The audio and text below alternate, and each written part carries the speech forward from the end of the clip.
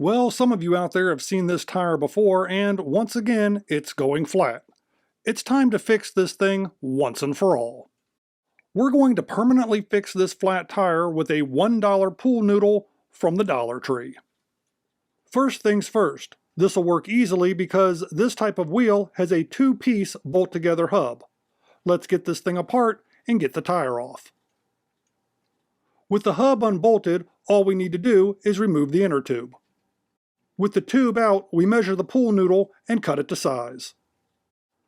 Now just stuff that pool noodle into the tire. To fill out the space, I cut another section of pool noodle and I split it down the middle.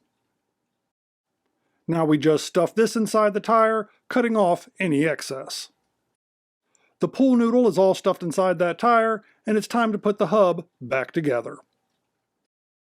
Here you can see that the hub is put back together, and you can see the pool noodle through the hole right here.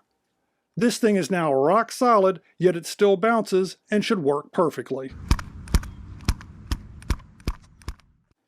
Here the tire and wheel are back on the pressure washer. Let's go for a roll.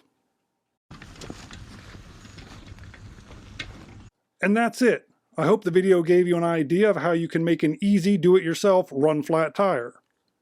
Note that this is not designed for any vehicle that is used for human or animal transport, but it does work perfectly for this pressure washer, maybe a hand cart, hand dolly, or something like that. If this video gave you any ideas, you know I'd appreciate that thumbs up like, leave me a comment below, and maybe, just maybe, I'll see you on the next video. If you enjoy videos about the randomness of our amazing world, consider clicking on the globe to subscribe, or maybe checking out one of the other videos right here.